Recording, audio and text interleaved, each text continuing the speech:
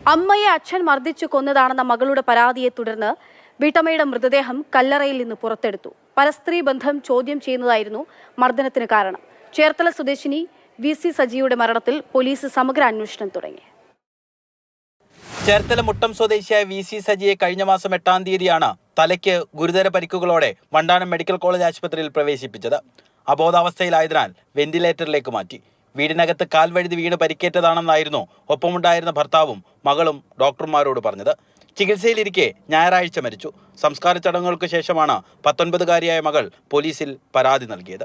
ഇന്നോ നാളെയോ നമുക്ക് ഡിക്കവറി ആകും എന്നുള്ള രീതിക്ക് വന്നു. അന്നേരം നമുക്ക് ഈ ഡിക്കവറി ആകുവാണെങ്കിൽ പുള്ളിക്കാർ തന്നെ എന്താ സംഭവിച്ചെന്ന് പറയുമല്ലോ, അത് നോക്കിയിരുന്നു.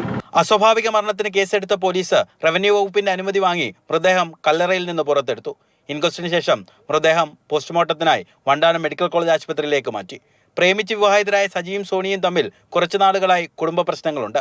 സോണിയുടെ സ്ത്രീ സൗഹൃദങ്ങൾ സജി ചോദ്യം ചെയ്യുമായിരുന്നു. രണ്ടുപേരും ജീവിത രീതിയിലുള്ള കുഴപ്പങ്ങളാണ്.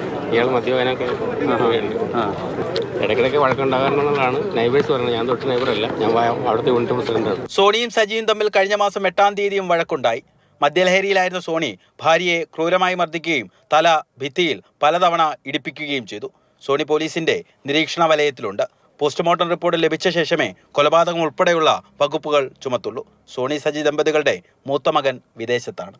മാതൃഭൂമി ന്യൂസ്, ആലപ്പുഴ.